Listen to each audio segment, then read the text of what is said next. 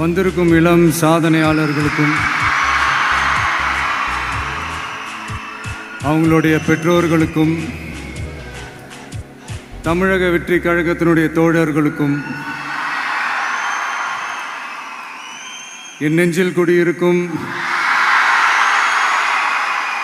நண்பா நண்பிகள் உங்கள் அனைவருக்கும் மீண்டும் என்னுடைய பணிவான வணக்கங்கள். நான் இன்றைக்கி எதுவும் பேச வேணான்னு தான் நினச்சேன். பட் ஒரு முக்கியமான ஒரு விஷயத்தை பற்றி இன்றைக்கி நான் பேசலைன்னா அது அவ்வளோ கரெக்டாக இருக்காதுன்னு எனக்கு தோணுச்சு. அதான் அது என்னவா இருக்குன்றது நீங்களே கெஸ் பண்ணியிருப்பீங்க. எஸ், நீட்டை பற்றி தான்.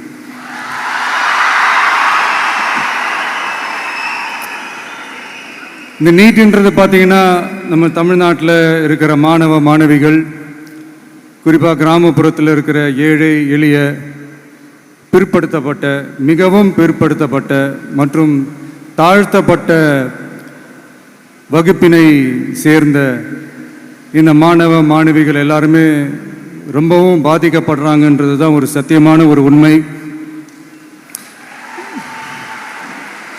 இந்த நீட்டை பற்றி ஒரு பிரச்சனையாக நான் பார்க்குறது என்னென்னா, ஒன்று இந்த நீட் இந்த மாநில உரிமைகளுக்கு எதிரானதாக இருக்குது.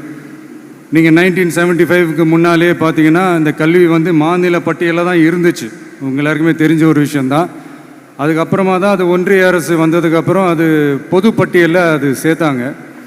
எனக்கு தெரிஞ்சு அதுதான் ஒரு முதல் பிரச்சனையாக ஒன்று ஸ்டார்ட் ஆச்சு. ரெண்டாவது பார்த்தீங்கன்னா, ஒரே நாடு, ஒரே பாடத்திட்டங்கள், ஒரே தேர்வு.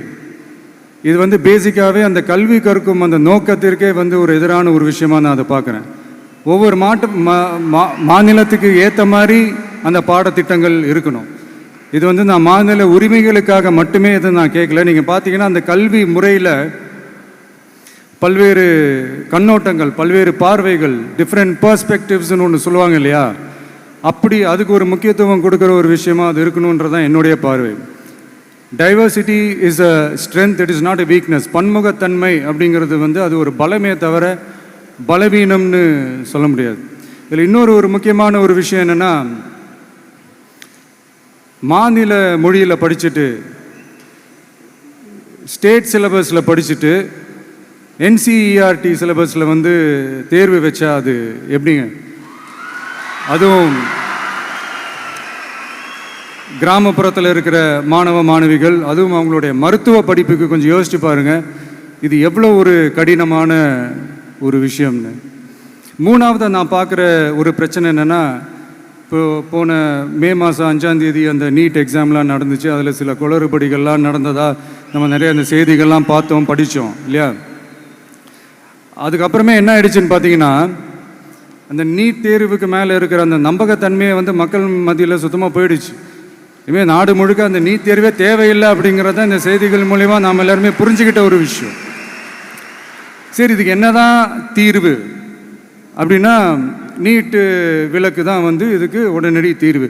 நீட்டு ரத்து கோரி தமிழக சட்டமன்றம் கொண்டு வந்திருக்கிற அந்த தீர்மானத்தை நான் மனப்பூர்வமாக வரவேற்கிறேன். இதுக்கு அந்த ஒன்றிய அரசு அந்த காலதாமதம்லாம் எதுவும் செய்யாமல் தமிழ்நாட்டு மக்கள் அவங்களுடைய உணர்வுகளுக்கு மதிப்பு கொடுத்து இதை சீக்கிரமாகவே இதை சால்வ் பண்ணணும் அப்படின்றதான் இங்கே நான் கேட்டுக்கிறேன். சரி, ஓகே, இதுக்கு நிரந்தர தீர்வு தான் என்ன அப்படின்னா, அந்த கல்வி பொது பட்டியலேருந்து மாநில பட்டியலுக்கு கொண்டு வரணும். ஒருவேளை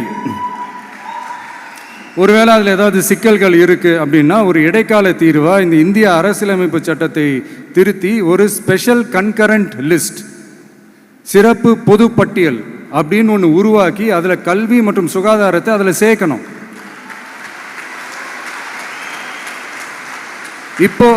இப்போ இருக்கிற அந்த பொது பட்டியல் என்ன ஒரு பிரச்சனை அப்படின்னா, நீங்கள் அந்த துறைகள்லாம் பார்த்தீங்கன்னா மாநில அரசுகளுக்கு என்னதான் அதில் அதிகாரம் இருந்தாலும் அது முழுக்க ஒன்றிய அரசினுடைய கட்டுப்பாட்டில் தான் இருக்குது.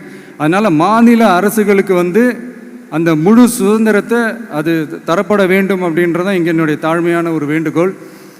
ஒன்றிய அரசு அவங்களுடைய கட்டுப்பாட்டில் இருக்கிற ஒரு சில இந்த மெடிக்கல் காலேஜஸ்லாம் இருக்குல்ல, எய்ம்ஸ், ஜிப்மர், பிஜிஐ, இந்த மாதிரி நிறுவனங்களுக்கு வேணால் அவங்க அந்த நீட் எக்ஸாம் நடத்தணும்னா நடத்திக்கலாம்.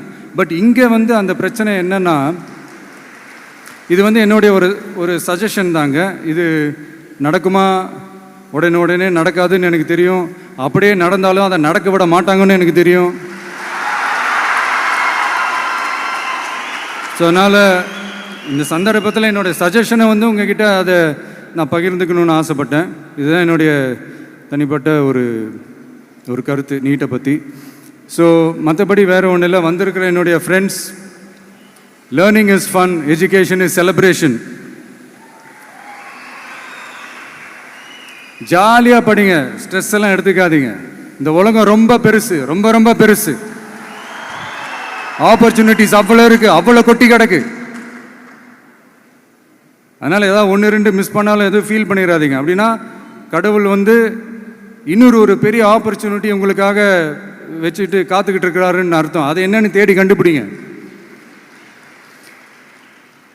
கான்ஃபிடென்ட்டாக இருங்க, நல்லதே நடக்கும். வெற்றி நிச்சயம், வெற்றி நிச்சயம். மீண்டும் சந்திக்கும் வரை நன்றி, வணக்கம்.